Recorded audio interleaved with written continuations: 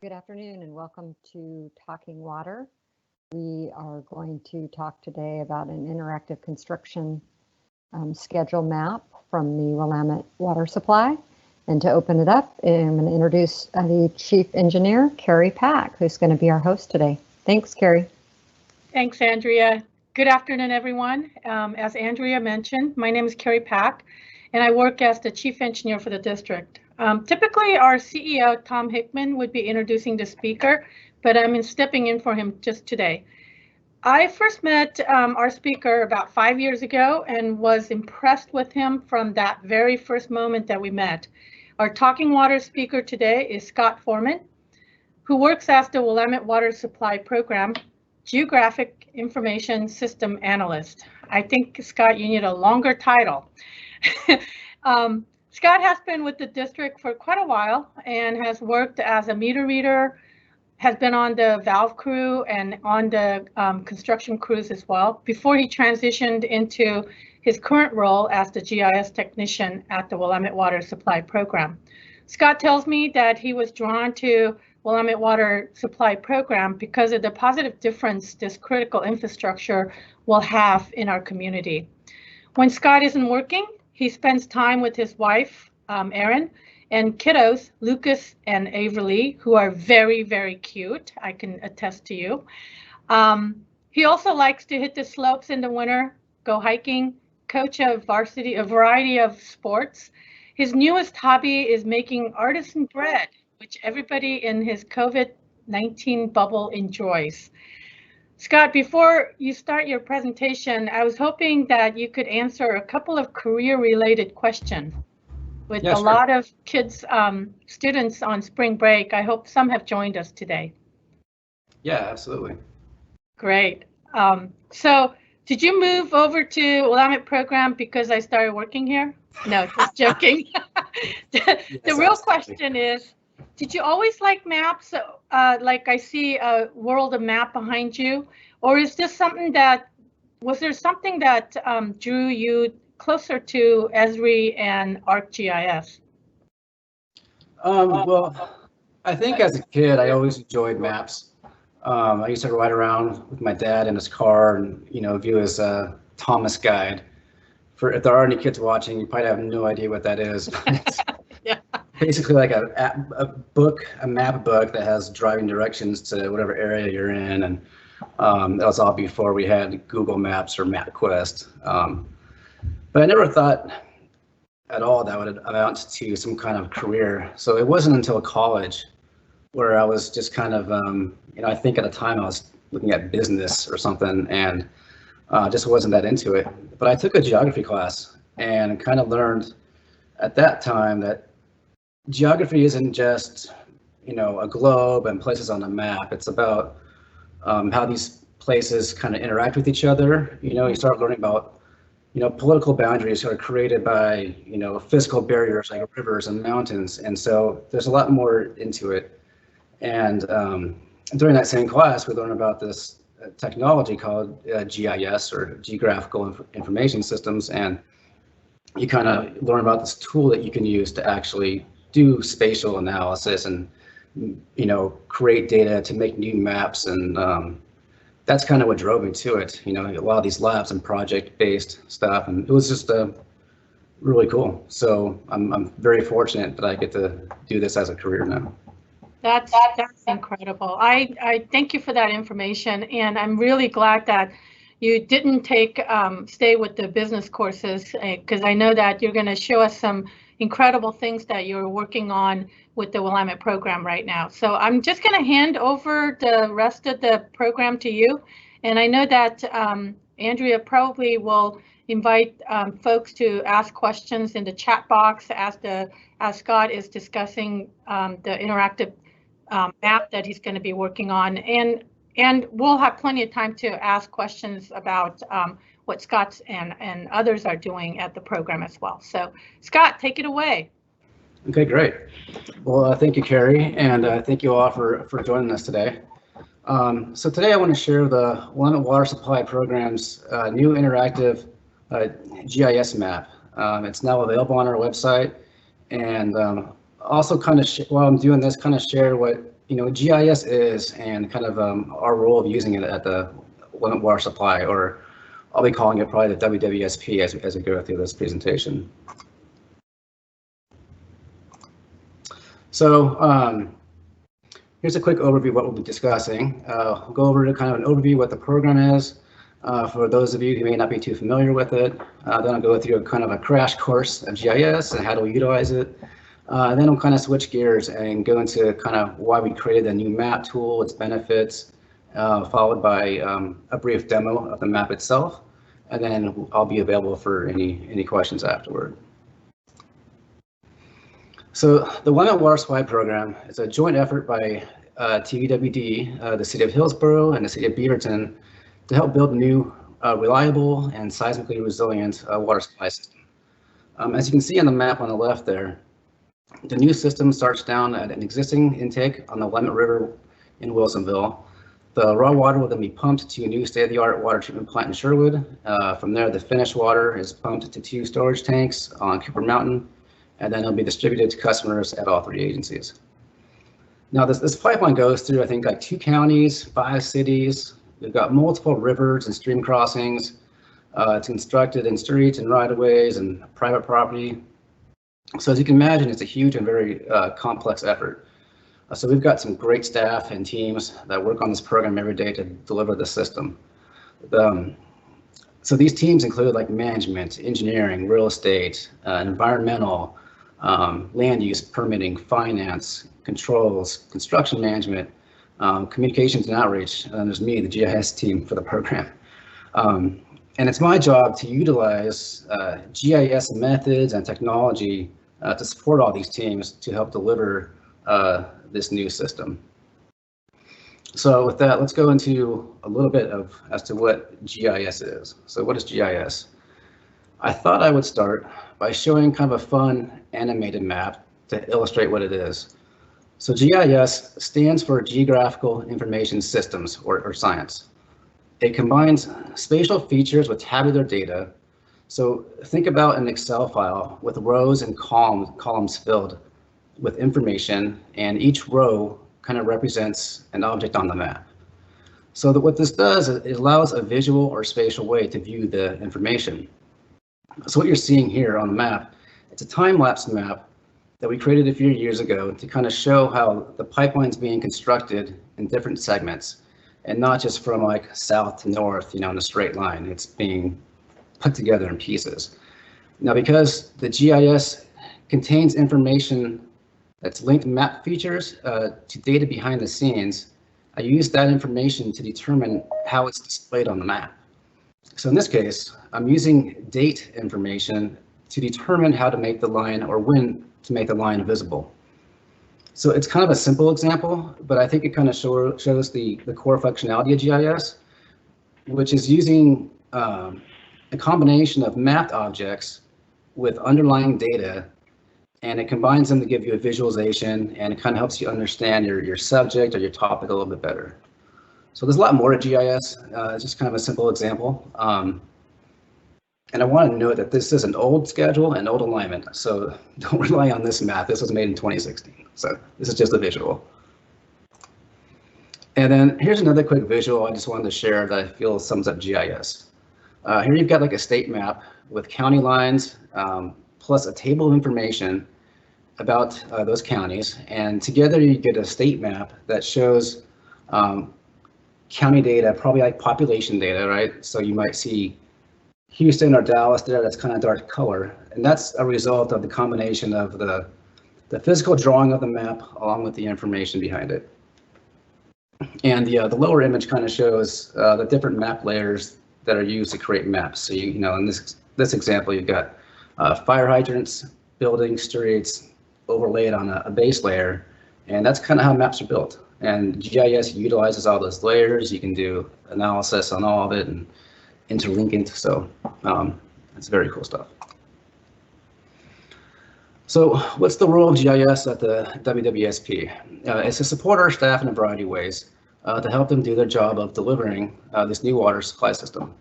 So some of the most common tasks that I perform are map exhibits. So creating maps for memos, presentations, mailings, meetings. And then right there's that's our giant wall map in that picture there. You know, the team can gather around, and it shows the entire alignment in our area there, so you can kind of see the size of it. And like Carrie said, there's my cute kids up there. So I also do spatial analysis. So we find spatial relationships between different data sets and layers. Here's an example of a slope and seismic hazard map we worked on this year to kind of help identify areas where there's soil that might have some displacement along with steep slopes, and we kind of work together as a team to create these formulas to kind of help create a tool to visualize or help our engineers determine where we might need to strengthen the pipeline and kind of take a second look. I do GPS and survey support, so global positioning systems, you know, using satellites to locate where our pipes are. Here we have contractor survey data. I review that for accuracy. I perform field collection, collect my own points, and then we use this information to draw our infrastructure in the GIS. So it helps me draw it accurately so that, you know, our locators can go out and locate it. If we ever need to dig it up, our field crews can get out there and be very accurate to where we find it. And as I mentioned, so I use it to draw our assets, and so that's an important part for our the next step, which is the asset mapping and database. We use GIS as our asset inventory that works with our CMS, our computerized maintenance management system. So this is kind of the core of how we document history and work that we do to, say, like a water valve in the street. So a crew can be out there and they have their tablet or their computer. They can select, you know, a mapped valve and view all the information about it as well. So like its size and you know, its make, and then view what's been done to this valve in the past. And it records, you know, the actual work, you know, the costs and all that to it. So GIS is a very important component to that software.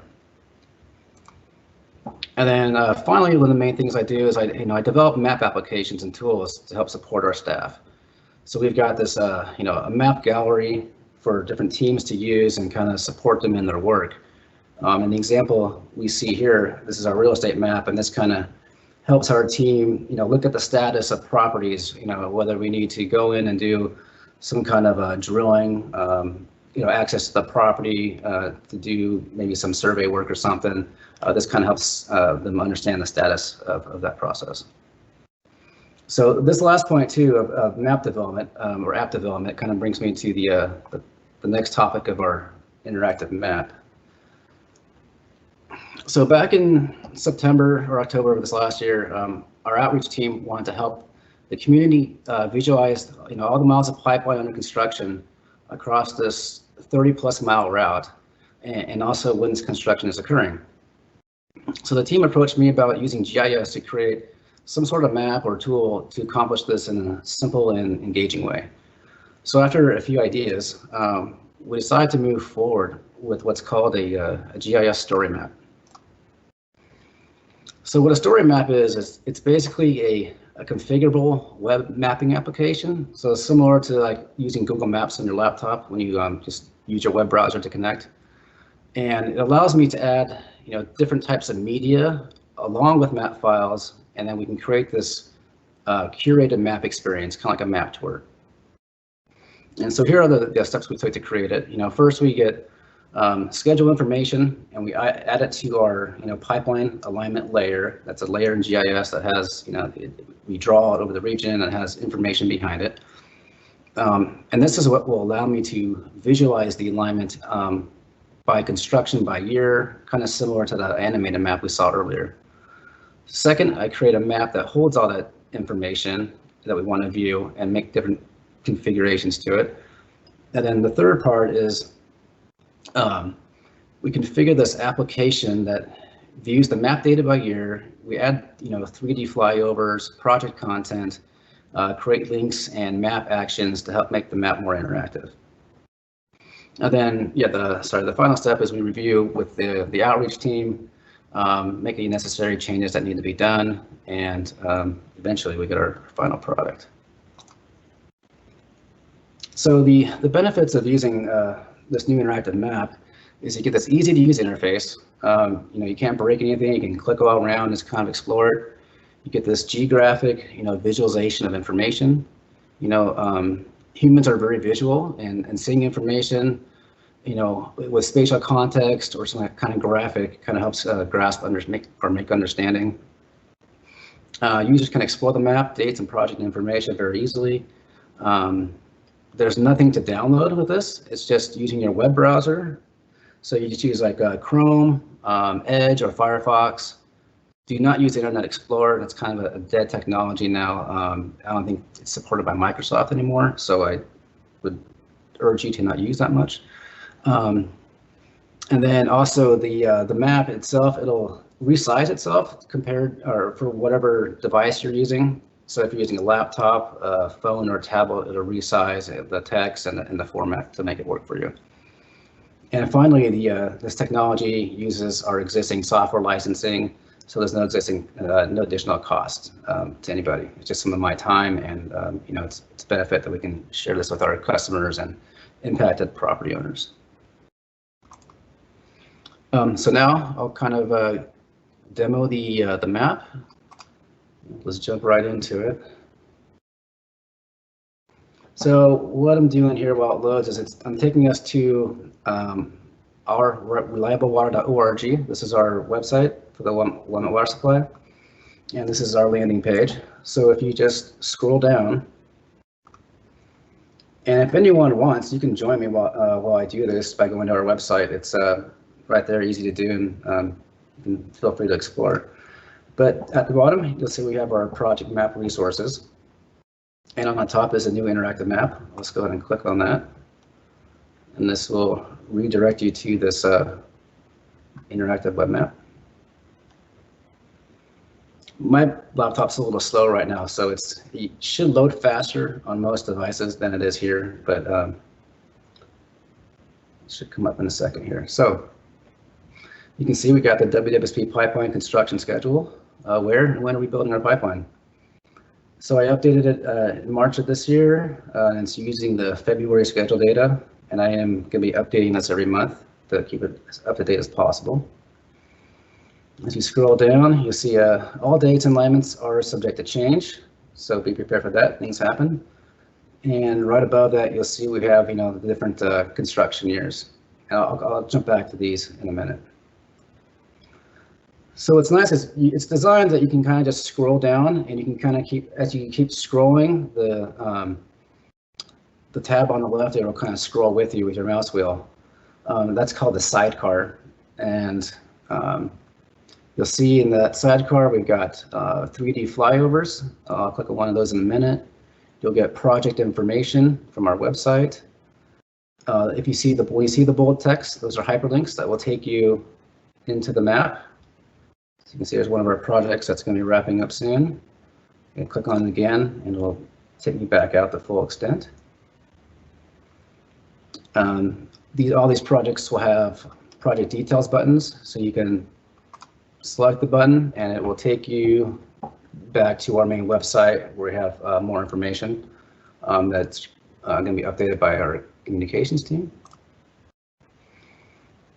Some other map functions I want to show you before I go down any further is if you don't want to see the project information and you just want to explore the map, you can go over here to this expand map button, and that'll make it disappear, and that's kind of let you kind of go in and you kind of navigate yourself.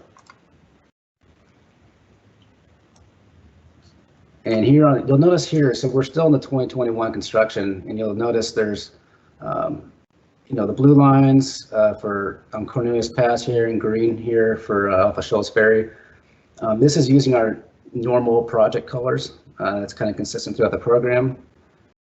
Anything you see in black indicates a completed project, and so you can go in and you can click on it, and information will come up. So this is PLW 1.1, which is South Hillsborough, and that's completed. And then we can go ahead and select this other project that's going to be in construction, right? It's under construction right now, and we've got some dates that actually pop up. So it started late last year, and it's going to be going on until 2022. So I'll click this expand button back, and my text comes back. Some other functions on the map area is we got this legend. You click on the button, and you can see the legend. I probably should have done this first so you can see the colors and what they stand for. In the lower right-hand corner, we've got the home button, zoom in, zoom out, and then one more item is in the upper left-hand corner. This button here is search. So here you can search for your address, or intersection. So if I wanted to search for, say Rosedale and 209th, that'll zoom me into that location on the map, and I can see right now that we got a line that's going to be in construction this year.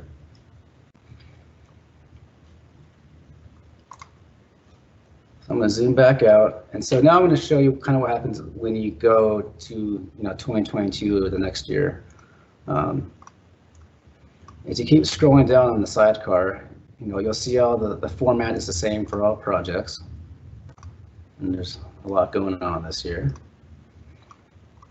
So as we skip into 2022, you can see the map adjusts a little bit. Some of the lines will start fading, and then they'll kind of come back into view with the new information. So you see some of the areas that may have been blank. It should load in a second. Like I said, my laptop's a little slow.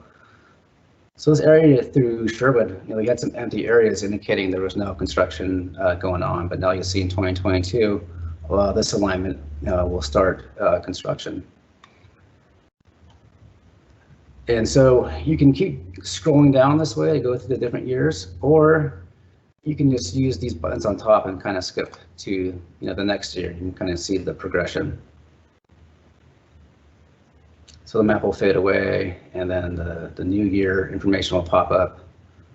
And also notice that our search results for Rosedale and 209th, it's still there. So you can see here 2023, the South Hillsborough project here, it's completed. So by that time, it shouldn't impact you very much at all. And while we're here and it's loading, I also want to show you one of these virtual flyovers. Here we go.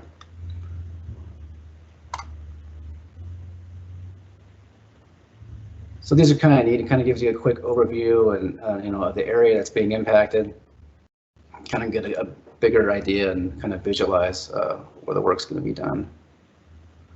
What I love about these is it's using you know, 2018 high resolution imagery, and we kind of overlay it on terrain data, or what's called a DEM, a digital elevation model. And so it kind of overlays like a blanket, and so you kind of get some 3D images. It doesn't do much for buildings, but all the elevation terrain you can definitely notice. With this specific one, though, it's pretty flat down in Wilsonville. Now, the last thing I want to highlight on the map, because that's really all there is to it, it's very simple, hopefully intuitive to you all, is the last button here. So we have this road closures button. So here we're planning on keeping this populated with, you know, our current road closures, detours, construction impacts. So if I click on the legend, you'll see we've got you know, closed area, ones that are closed, construction zones, and detours. And in the sidecar here, I can zoom in on, you know, Rosedale, kind of take you there, and you'll see Rosedale Road's currently closed. We've got a detour that goes around, and you should be able to click on you know, these lines and get a little bit more information. So comments, use detour, it should be open again around April 21st. Should be 2021, sorry, it's a typo. You can click on the detour itself, and I'll give you also some more information there. And then on the Garden Acres Road, there was a little more information on our website, so I put a little button there that you can click to get back to our website. And with that, that's all there is to this interactive map. You know, the software vendors always making updates and changes and functionality, so you know, expect some more functions and features to be added to this over time. This is kind of the first rollout of this, and we definitely like to always improve things and kind of stay on top. So with that's all I have for this. Happy to take any questions. Real quick, Scott, before you take off and aren't in control anymore, could you show back from the home page how our viewers can find this, because several people are struggling to find it on the website? Okay, yeah. So if you just go to ourreliable.org, that'll take you to the main website page. So it's the very front page, and you just scroll down and you'll see our project map resources.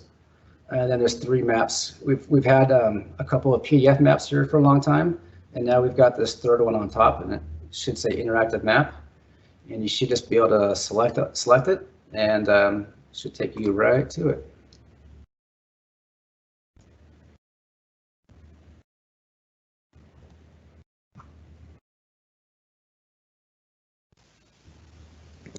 And mine does go a little slow. I know when I test this on my phone and tablet, it goes much faster.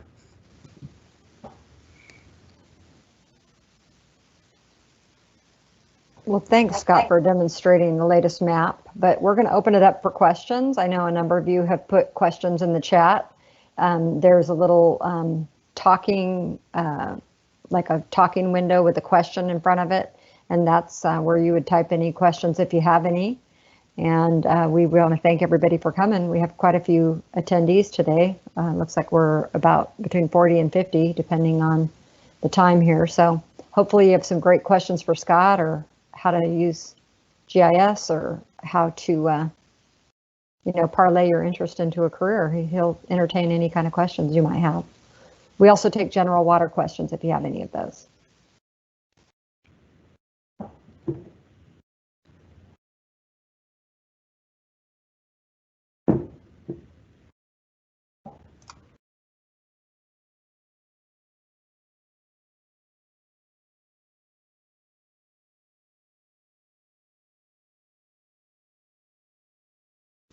Okay, so we have our first question here from Roger, and it's how are the new water line mains protected from a major seismic event?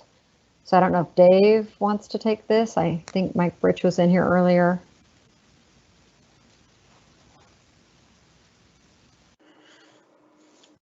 Hi, Andrea. This is Dave Kraska. I'm sorry, could you repeat the question?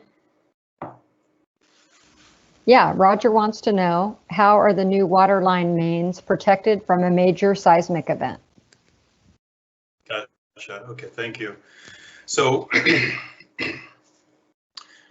well, the water lines that we're designing and currently constructing, extending all the way from the Willamette River all the way up to Highway 26 and out to the Metzger, are designed to maybe not be protected from the seismic forces, but to accommodate them. So in our design process, what we do is a lot of geotechnical evaluation to understand the soils that our pipelines are going to be installed within.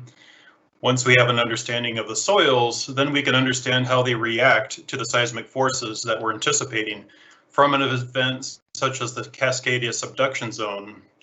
And then once those forces are understood, then the pipelines can be designed to accommodate them and survive such forces. And so then with all this knowledge, and this is more extensive analysis than is typically done for standard pipeline design. So that's a big effort that goes into all of our design efforts, all of our design of all of our pipelines, and also our facilities.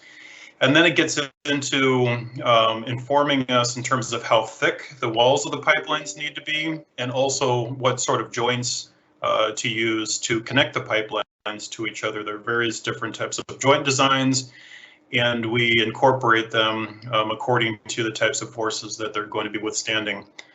And then finally, then it also gets into the trench design, the type of trench that we install our pipes in, the type of backfill that we use, and so on.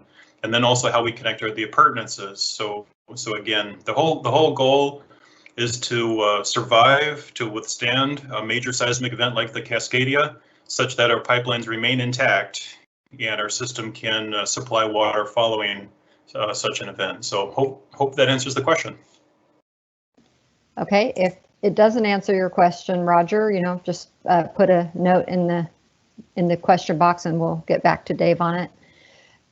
We have a next question is for Carrie Pack, and it's, so what percentage of water for TVWD will come from the Willamette versus other sources?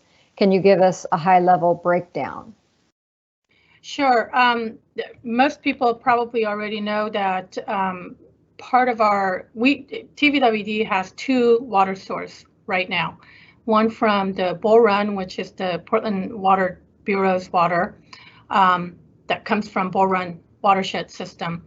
And then the other is from Joint Water Commission, which is the Trask River, Talkin River system.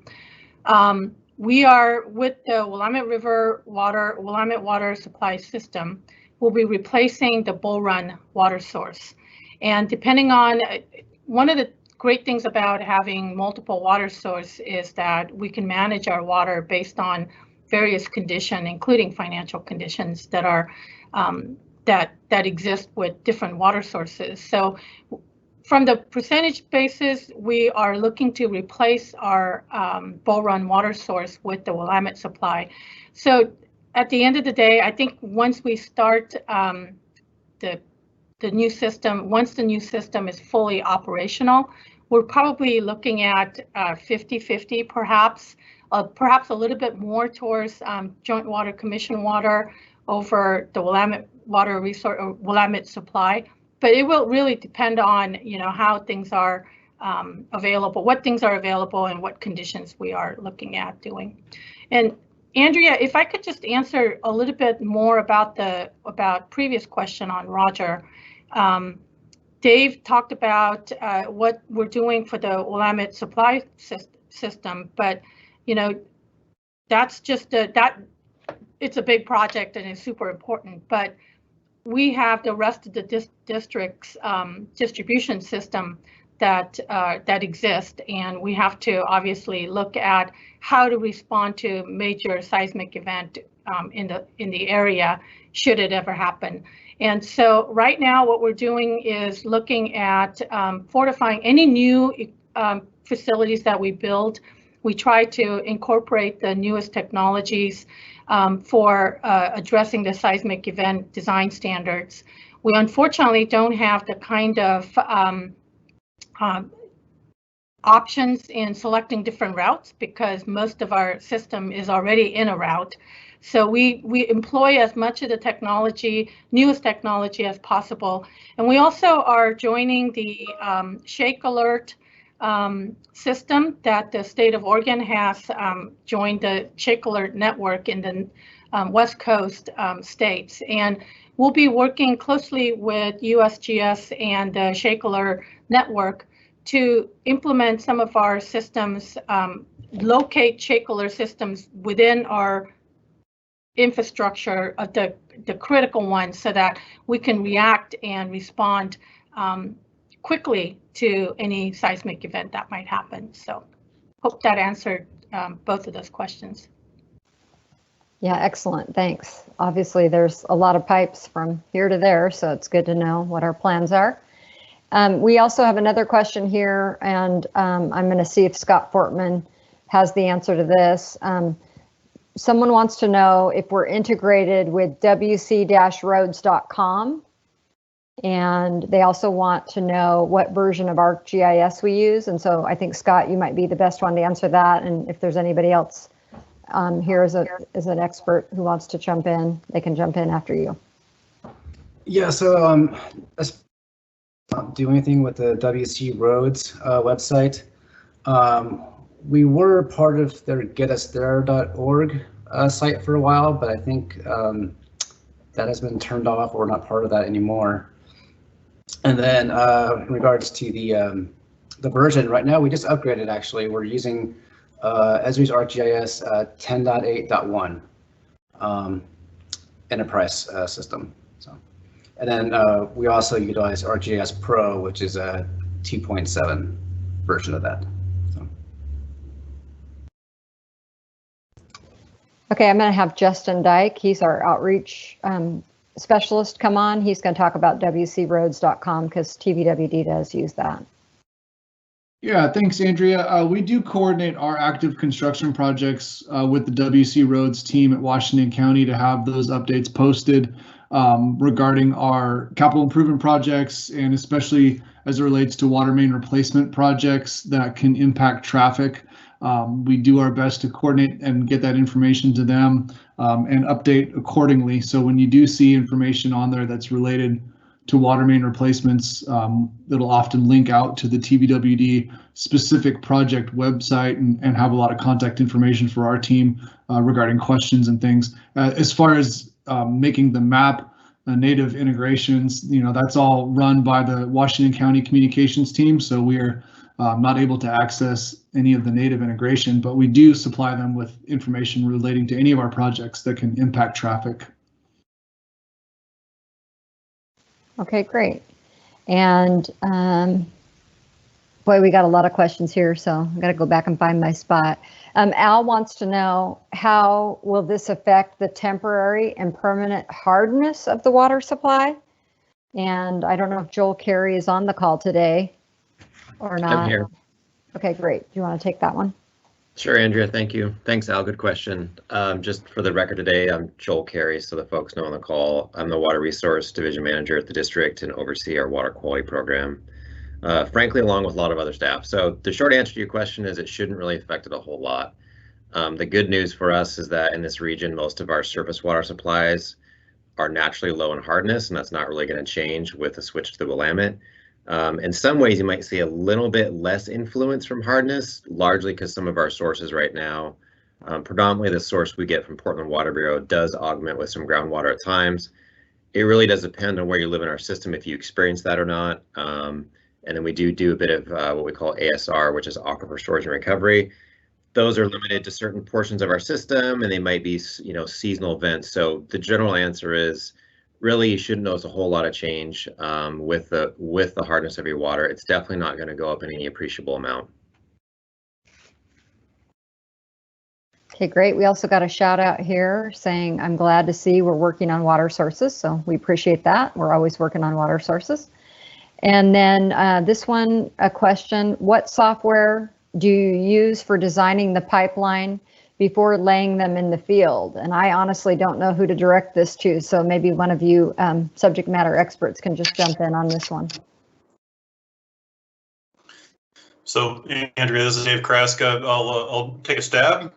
Certainly, Mike Bridge, or one of our design consultants, would be more expert at answering this. But there's a lot of software that we use purely for design. It's various CAD packages that we use for 3D design of the pipelines going into the ground. There's a finite element analysis that we do for some of our pipelines and critical junctions, especially in transition zones between rock and soil, and other software that we use to basically make sure, as I was talking about before, make sure that we're designing something that is seismically resilient, and then end up in construction documents that can be implemented by the contractors. So I hope that answers the question, but if there's more detailed information requested, just let me know. Okay, that sounds great. And then I'm not sure, again, on this one, who to direct it to, but what about the new underground reservoir that Portland is building? I don't know if we're talking about the filtration plant or the reservoir. I'm not sure. I can try. Oh, well, Dave got his camera on. Go ahead, Dave. All right. So, well, all I was going to offer, Carrie, is that the Portland, so there's a lot of improvements that the Portland Water Bureau is implementing on its supply system, and it's totally separate and independent from the Willamette water supply system and from the TVWD system. The TVWD system currently receives water from the Portland Water Bureau.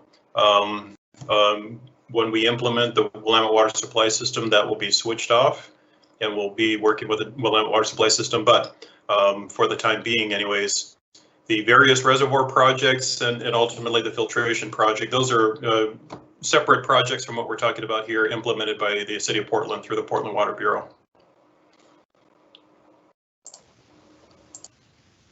We'll see if we can find a link to their information pages and post that up for you too to follow up, because I know they are doing regular updates on their projects. This is another question about climate change and earthquakes. I'm more worried about climate change than earthquakes. I'm worried about less snow and more rain, and we don't have enough reservoirs. So again, I think this might be a supply question. Either Carrie or Dave can tackle this one, please. I'm looking for the question because I don't completely understand the question. Okay, it's how are we 1236. With climate change? Is that the question?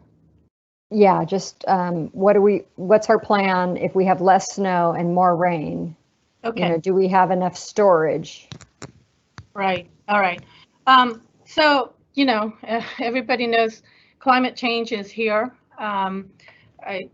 And hopefully everybody already also know that there is no silver bullet for climate change.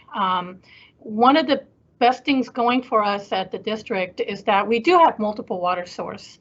JWC water, Joint Water Commission water source, there are 2 reservoirs that we draw water from. That is rain-fed watershed, so there's no snow melt that we can rely on for that particular watershed. The Willamette River watershed is much bigger. It's significantly bigger than the amount of water that we would ever draw from. Having said that, again, you know, one of the things that is difficult for anybody to talk about is where is the water going to be when the climate change gets really, really bad.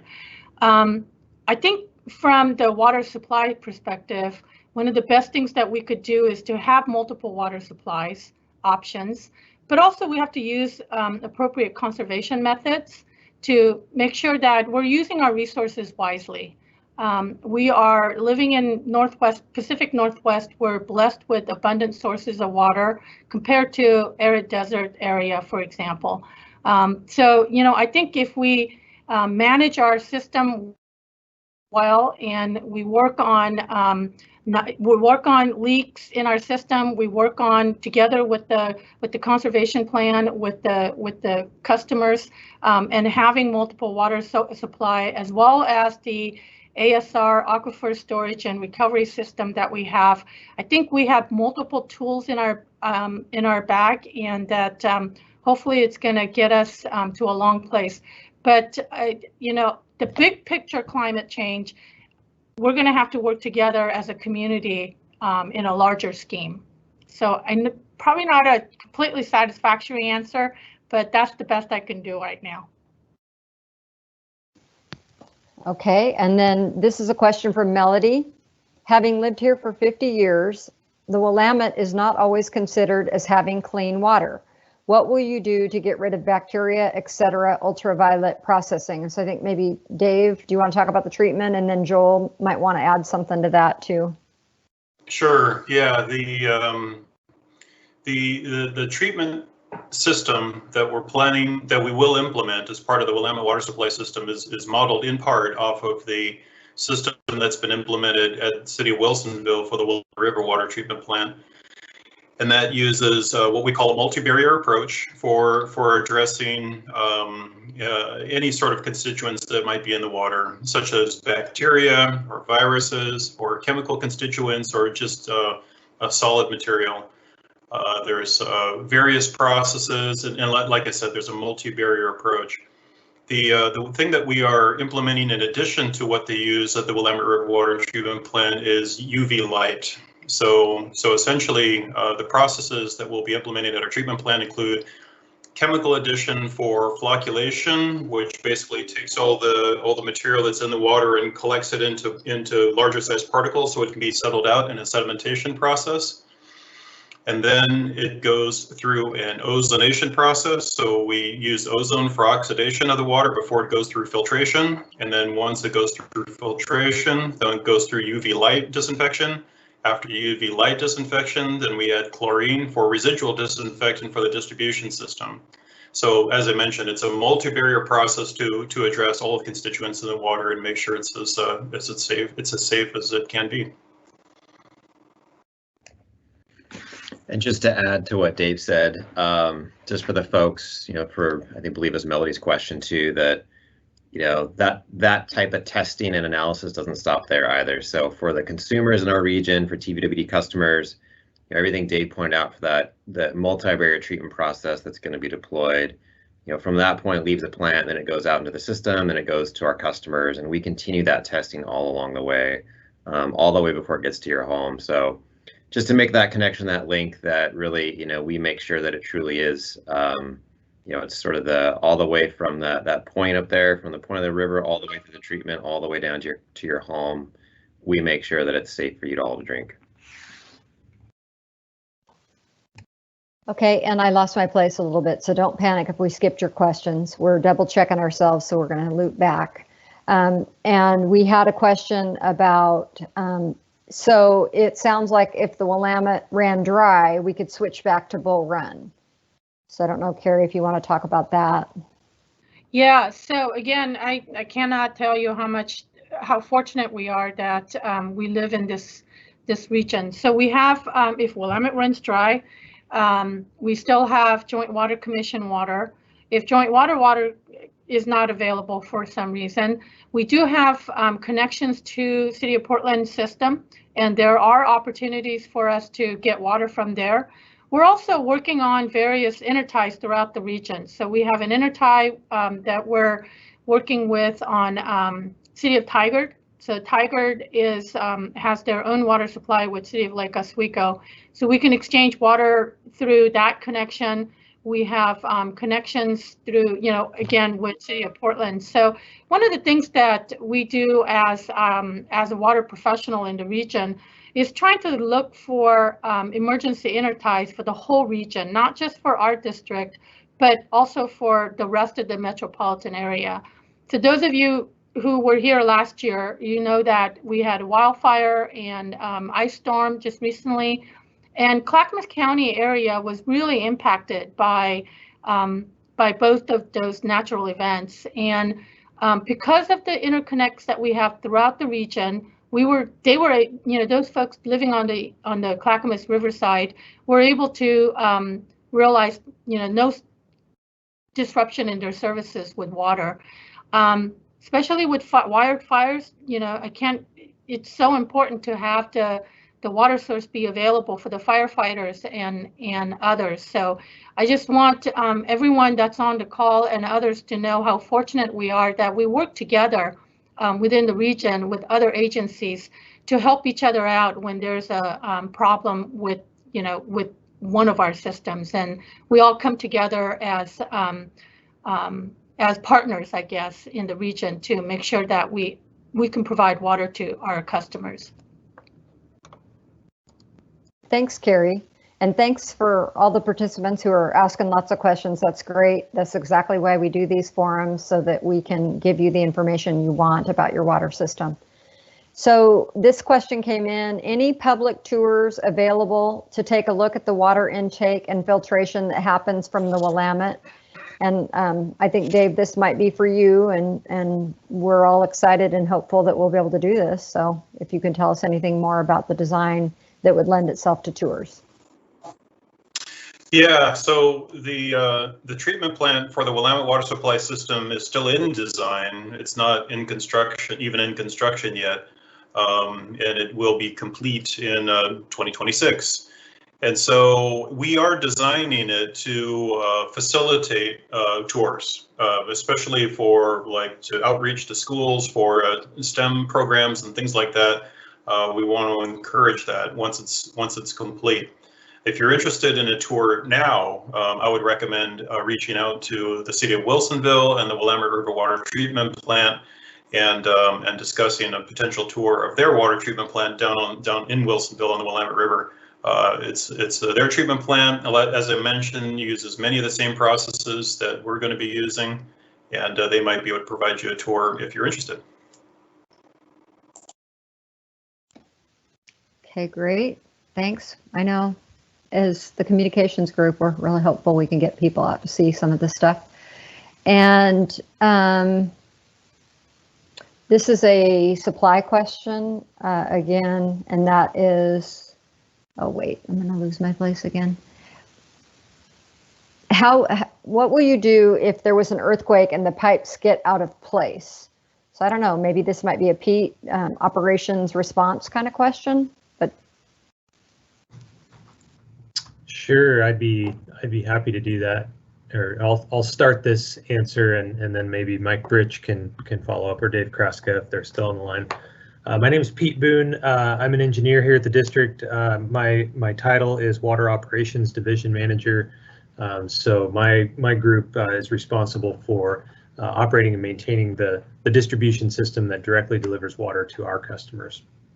Our response to an earthquake, we're going to probably be dealing with a couple different things. So one, pipes are likely to fail in various spots throughout the district, depending on soil conditions and how much ground movement and permanent deformation that we experience. So we would be trying to isolate those leaks, maintain pressure in the system, and get out and prioritize those breaks and get them repaired as quickly as possible. In a sequence that would restore service to the greatest number of customers as quickly as we could. We'd probably also have some challenges with some of our water storage reservoirs, the tanks in our system. We've made a lot of improvements to that part of the infrastructure over the last 20 to 30 years, and we continue to do that. So we've been retrofitting and replacing some of those facilities just to make them more resilient. We also have to worry about our pumping infrastructure that lifts water up to the higher elevations, and all that to say, we've been focused on this for a long time, making those improvements, preparing response plans. Dave talked about the program and how they're designing the pipeline to be able to withstand these things. But if some of the ground conditions are such that there is damage to the new infrastructure, the new pipeline for the Willamette, it would be no different. You know, we would have to isolate that, determine what the repair strategy is going to be, and plan for excavating and making those repairs. So with With a steel pipeline, that would probably involve welders and excavation and getting access to that. So again, that's why we rely on a variety of water supplies. We have that redundancy in place that if we have to take a system offline to make those repairs, that hopefully we can keep most of our customers in service while we do that. Dave or Mike, do you want to add anything to that?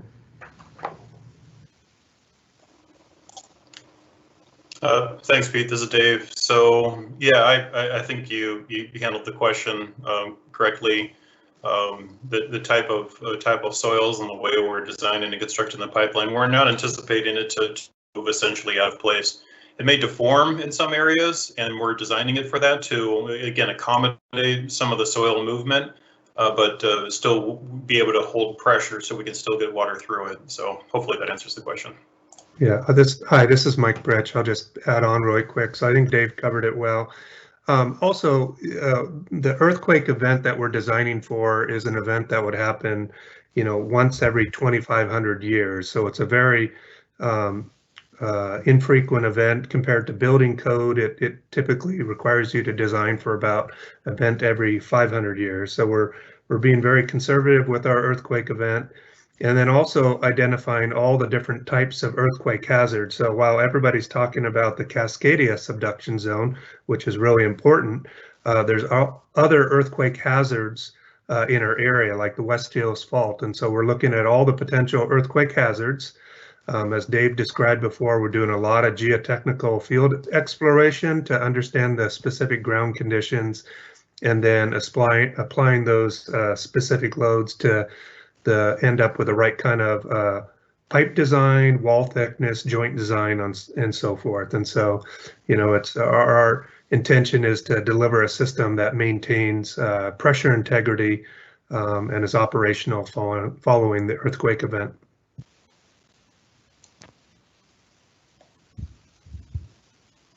Hi, this is Carrie Pack again. I'd be remiss if I didn't mention that during an emergency or earthquake event,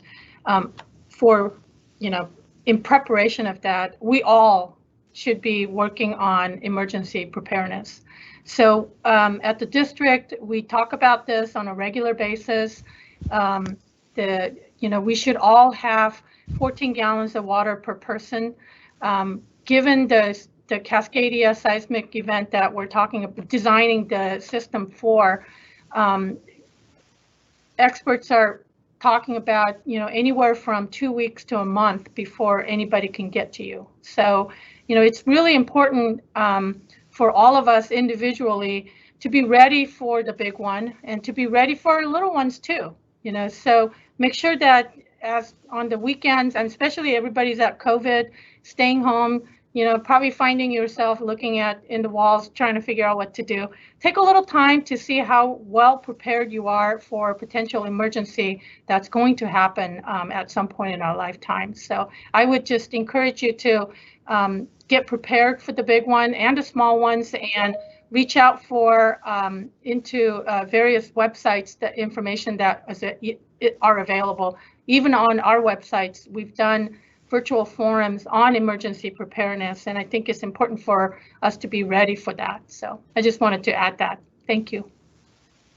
Thank you. That's a great service, and Justin will post some resources in there for our customers who want to get started on the emergency prep. And we also have a monthly tips sheet so that your tasks get broken down into more manageable bites. Dave, this is a question for you, and it's, what is your estimate on how long it will take to finish the pipelines?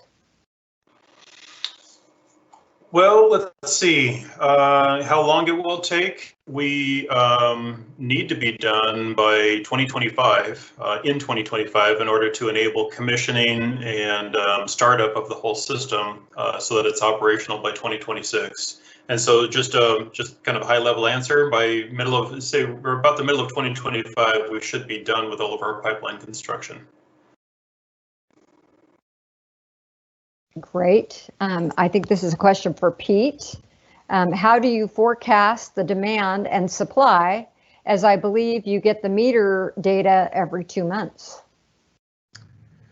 Yeah, so demand forecasting is a little bit of art, a little bit of science. So we base it on historical consumption. So over time, just looking back at history, it's closely tied to weather. So hot, dry weather, people tend to use more water. Most of that's for irrigation. So our water demand in the winter this time of year is quite a bit less than it is in the summer. So just in round numbers, a day like today will be about 16 or 17 million gallons delivered to the customers of TVWD. And in the summertime, if this was July and it was in the 90-degree range, we might send out as much as 40 or even more million gallons per day. Over time, so there's kind of the micro and the macro scale when you think about water demand. So over time, we also project, what is water demand going to do on the larger horizon. So as more land develops, more customers are added to our customer base. What is that going to do? As the per capita consumption changes, what is that going to do to our overall demand? So over time, as landscaping and irrigation systems have adjusted and evolved, and the same with plumbing fixtures, per capita water consumption has gone down. So it's a constantly evolving thing. Obviously, we have to plan for the future, and that's what Dave and his team is trying to do, is make sure that we're prepared to deliver whatever amount of water our customers need from us, not only in the near term, but also the long term. So back to the question, it's based on historical data. It's based on what we think is going to happen to that per capita demand, and then we try very hard to make sure that we can always be able to supply enough that we're never behind on that curve. Thanks, Pete. And Marilyn, we want to thank you for your question about the map. It looks like Scott handled that for you, but if you have any additional questions, just go ahead and type it again. This next question is for Joel Carey, our Water Resources Manager. How safe is our water for drinking? Thanks, Andrea. Great question. I got a really good answer for this one. It's short and sweet, which is we post all this stuff on our website. Your water is absolutely safe to drink. All the data we collect, we aggregate, and we use in a summary called an annual summary or consumer conference report. We can put the link in the website. Again, it's a summary of all the data collected in the calendar year. And from there, you can kind of work your way down the rabbit hole as far as you need to go. And if you still find you're missing something or you want more information, shoot us an email, give us a call. That's when we can answer any question in the minutia you want answered. But again, your water is absolutely safe to drink, and we're out there 24/7, most days of the week, collecting multiple samples to make sure that is absolutely true. Thanks, Joel, and we'll post the link to that report in here too. Where does the Joint Water Commission water come from, and why are we not intertying with the new Portland Reservoir, West Side Water? Thank you so much for the information. A lot of us are considering whether to stay put in retirement or maybe move to another area based on water supply and other factors. So Carrie, do you want to take on the Joint Water Commission question? Sure. Well, first I would say stay with us. This is a beautiful area, and I don't know where else to live other than Portland area.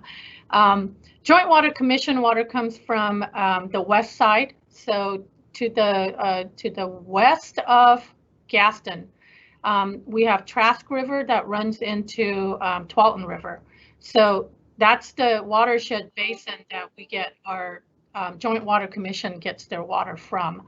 The Portland Reservoir that you're referring to in terms of intertying with them, we already have a connection with City of Portland system, and City of Portland system's reservoirs are connected to their pipes. And so we don't have to have a direct connection to Portland Reservoir to be able to get water from Portland system. So in many ways, we already have an intertie connection with them. So, and we're not going to disconnect it. So that'll be available to us should there be an opportunity or need for that in the future.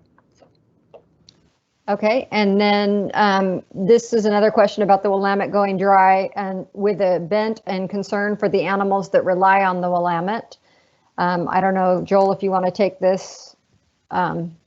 just as a source of understanding how big the Willamette is?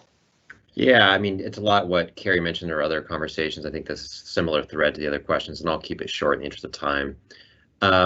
You know, what we can speak to at least is the fact that as an agency, we're absolutely involved in a lot of the bigger picture stuff in the basin.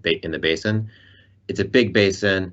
There's a lot of complexity to that, but what I think our customers ought to know right now is that, you know, even as it exists right now, the Willamette is a very reliable source. We do partner in a lot of these approaches in the basin-wide with, for example, National Marine Fisheries Service, the Army Corps of Engineers, in these conversations and plans for the next 50 to 100 years.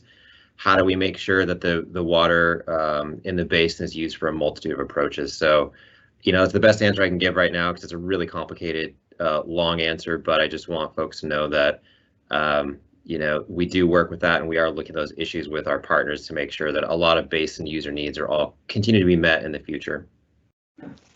Okay, great. And Scott, you handled the question about the utility network from Esri that we're exploring using that. And then the last question we've received is, how is TVWD promoting xeriscaping and other water conservation? And I don't know if anybody wants to tackle this. I think maybe Frank might be the person, but our conservation specialist wasn't able to join us today. I could start if you want me to. And yeah, at a very high level, I'd say, you know, that the district itself has a water efficient demonstration garden that we use to promote that type of actual visual, hands-on look at what you can do. There's a lot of brochures and information that we provide via our website and materials you can call and get from us. And we're also part of the Regional Water Providers Consortium. Same thing, a lot of materials we use that promote water efficient landscaping, native landscaping, how to use that. So there's a whole broad host of things that we do for communication outreach. So again, same answer, shoot us an email, drop us a line, and we can get you those resources as needed.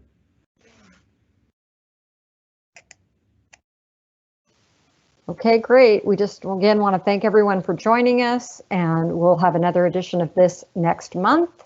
You can find details at tvwd.org/virtual forums.